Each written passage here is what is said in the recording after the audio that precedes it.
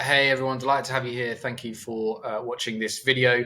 As you may have seen, we're sharing videos every weekday on First Year Freelancing, so please do subscribe if you're interested in this content.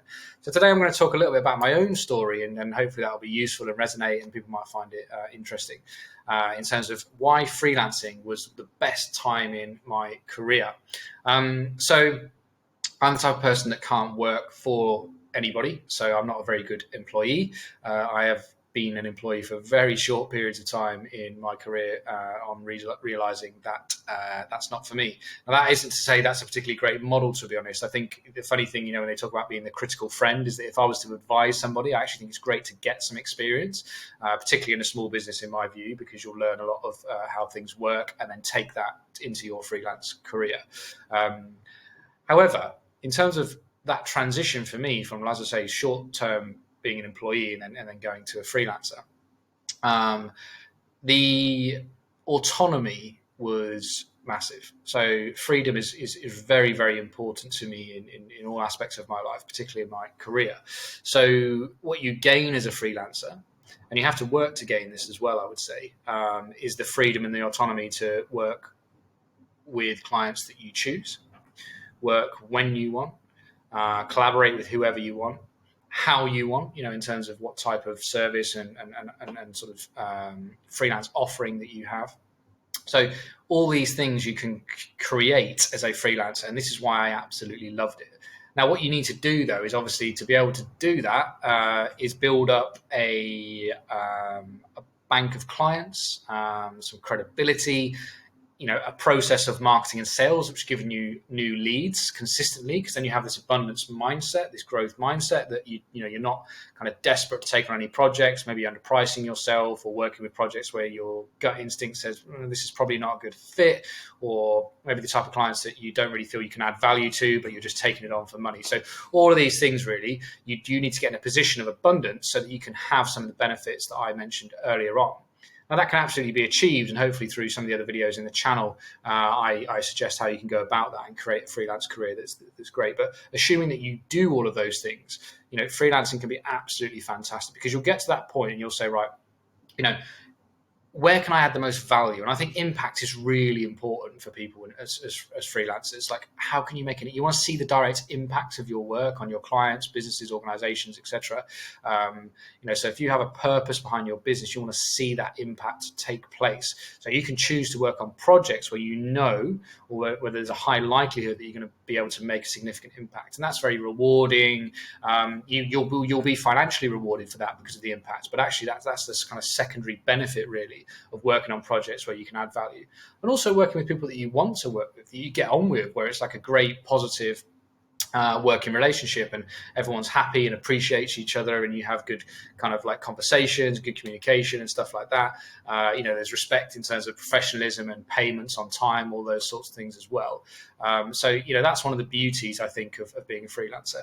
But also, the restrictions are taken off. You can go wherever you want to go. If you're an employee and you're relying on somebody to promote you, or to give you a project that you want to work on, or people are making decisions that coming from above and you don't really have that much impact on them yourself, you're kind of behest to whatever they decide to do. Obviously, that completely changes when you're a freelancer. You can then decide the path of where you want to go. If you want to work on slightly different projects or add a new service because you've been educating yourself on that, that is something you may not have been able to do in the past. Rather than having to wait and ask for a raise, you can increase your raise, particularly if you're adding more value, you're improving your skills, you've got abundance of inbound leads. You can do these things as a freelancer.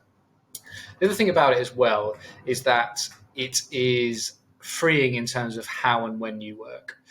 So, for example, I used to work from a co-working space from time to time when I wanted to, and it was fantastic. There were some people that have become friends for life, really, off the back of that experience. So sometimes people say freelancing can be lonely, and I'll link to the video where I talk about that in more detail. But as a freelancer, actually, you can really gain a lot of friends and people that you can collaborate with, and even if you're not doing business, just people who are like-minded through these freelance communities, working at co-working spaces when they're open, and all that sort of stuff.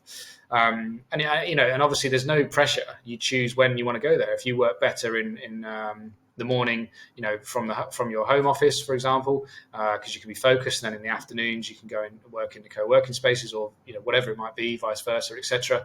Of course, you can work, depending on your service, remotely as well. So that means you can travel and you can work in different areas, as I do. So yeah, I think the world of opportunity that being a freelancer opens, as I say, is fantastic. Now, the final point I wanted to mention on this topic was around, because I then transitioned, as some of you may know, to an agency owner, to increasing my freelance operation to bring in some employees and expand and actually not, no longer be a freelance business really. And although I was pleased with that decision, and there were lots of benefits and very, rewarding things that came off the back of that, when I reflect on my time kind of in this space, really the freelancing part was actually the most enjoyable, because obviously, I love the people that I work with, but there can be difficulties in terms of, management, you're employing people, lots of issues can come up. You have more accounting considerations to take part, and obviously it's a bigger operation.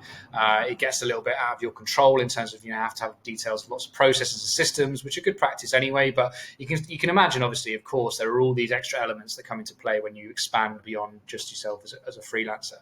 So that's why I often reflect on that period of time as my favorite, especially that first year. It's quite exciting as well. You're learning a lot, and hopefully I can help you avoid some of the mistakes that I did make in that period of time. But I think there are so many benefits of that. And that's why often I caution people when they consider growing to really think about, if they have a great setup for their freelance business at the moment, why do they want to change? Really dig deeper into those questions about, why you want to grow. And for some people, that's great. I know I did, and I couldn't stand still. I wanted to sort of progress to the next level. But you will be sacrificing some things for that.